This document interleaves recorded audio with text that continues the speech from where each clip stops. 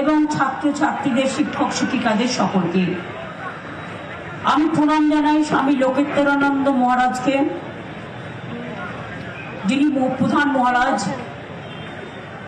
স্বামী জ্ঞানানিত্যানন্দ মহারাজ, স্বামী কল্যাণেশ্বরানন্দ মহারাজ,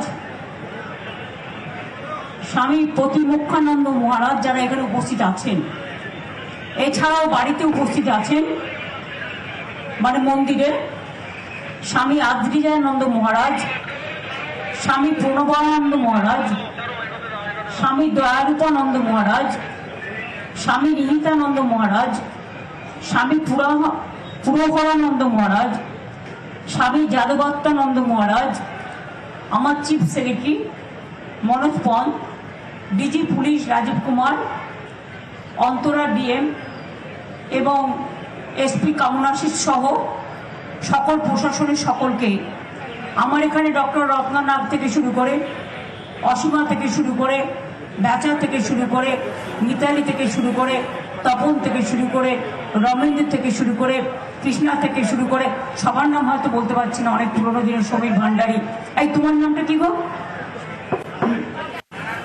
তুমি কি করো?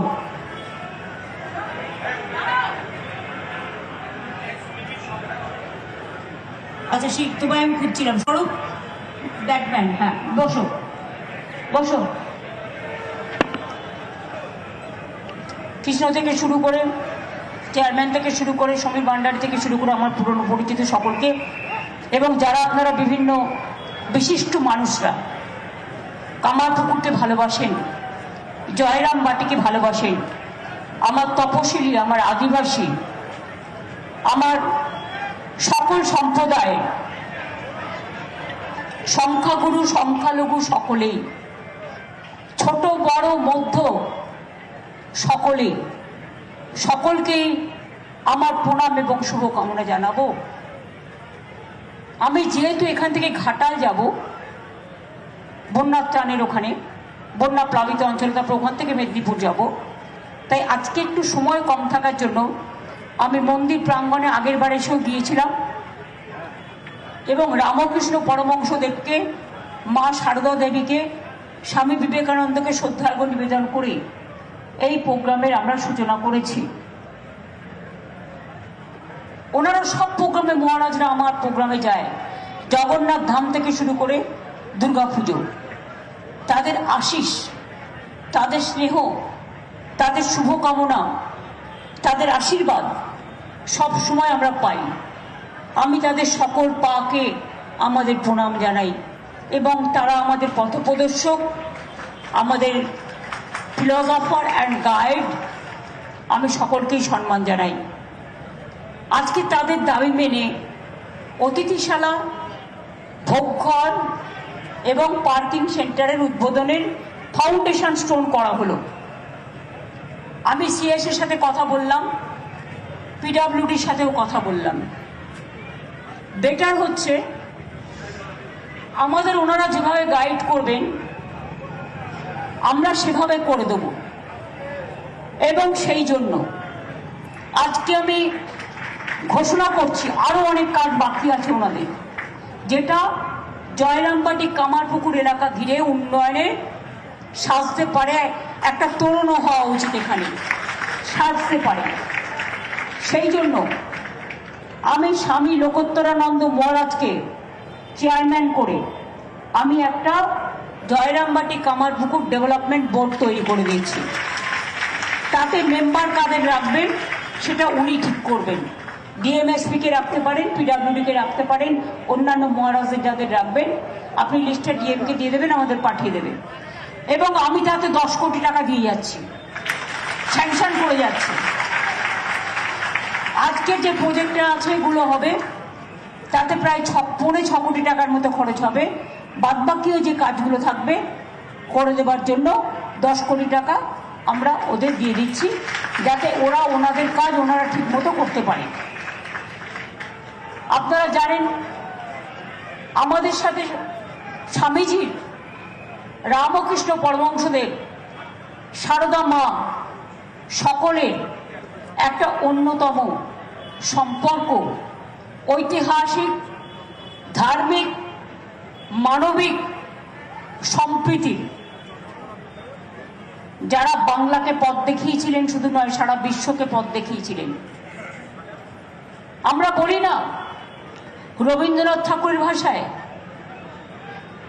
দেখিতে গিয়াছি পর্বতমালা, দেখিতে গিয়াছি সিন্ধু, দেখা হয় নাই চক্ষু মেলিয়া, ঘর হতে শুধু 2 পা ফেলিয়া, একটি ধানের শীষের ওপর একটি শিশির বিন্দু। আমাদের ধর্ম সম্বন্ধে জ্ঞান লাভ করার জন্য অন্য কোথাও যাওয়ার জায়গার দরকার নেই। রামকৃষ্ণ, সারদামা, স্বামীজির পাশে ঘুরলেই এটা হয়ে যায়। বাদবাকি সব জনজাতি, কাস্ট, ক্রিড, তাদের নিজেদের নেতা আছে। কেউ বিরসা মুন্ডা, কেউ জয় জহর, কেউ মতুয়া, কেউ রাজবংশী, কেউ তপশিলি, কেউ অনুন্নত সম্প্রদায়, কেউ উচ্চবর্ণ, কেউ নিম্নবর্ণ। আমাদের মধ্যে কোনো ভাগাভাগি নেই। সংখ্যালঘু কেউ গুরুজন, কেউ আবার সংখ্যালঘু। সবাইকে নিয়ে একত্রে থাকার বাণী আমরা কার কাছ থেকে শিখেছিলাম? রামকৃষ্ণ পরমহংসদেব। আজকে আমার সময় নেই, তা নাহলে আমি ঘন্টার পর ঘন্টা এই সাবজেক্টে বলতে পারি। আমি 3টে কথা বলবো। রামকৃষ্ণ পরমহংসদেবের কথামৃতটা ভালো করে পড়ুন, যেখানে উনি লিখেছিলেন, ওরে টাকা মাটি, মাটি টাকা। মানবিকতার পথ দেখিয়েছিলেন, সামাজিক সংস্কারের পথ দেখিয়েছিলেন, সমাজকে, মানুষকে চরিত্র গঠনের কথা বলেছিলেন এই কথাটির মধ্যে দিয়ে। 2 কি বলেছিলেন? জলকে কেউ জল বলে, কেউ পানি বলে, কেউ ওয়াটার বলে, তফাৎ তো এইটুকুই কথার মধ্যে। রক্ত কিন্তু সবার এক, এটা আমি বললাম, এই ভেবেই বলেছিলেন। তিনি আর একটা কথা বলতেন, ওরে কেউ মাকে মা বলে, কেউ মাদার বলে, কেউ আম্মা বলে, তফাৎ এইটুকুই, এর থেকে বেশি কিছু নয়। এটাই কিন্তু আমাদের শিক্ষা। আমি এখানে অরুণ গুই সহ সকলকেই যেতে পারছি, যাদের অনেকের হয়তো নাম আমার বলা হয়নি, এটা কিছু মনে করবেন না, সবসময় সময়ের কম থাকার জন্য হয়। আর স্বামীজি কি বলেছিলেন?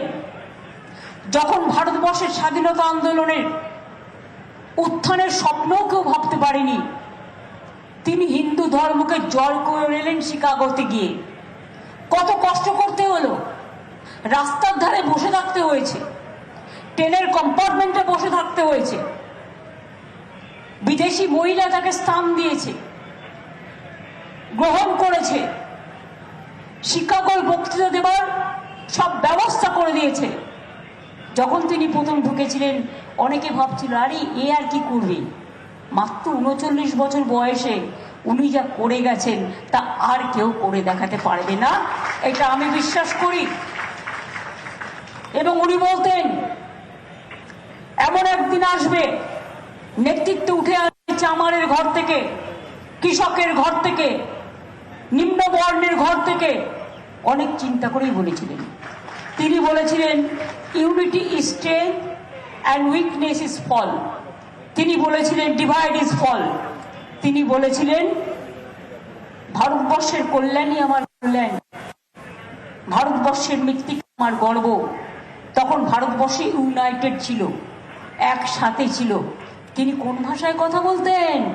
বাংলা ভাষায়। এটা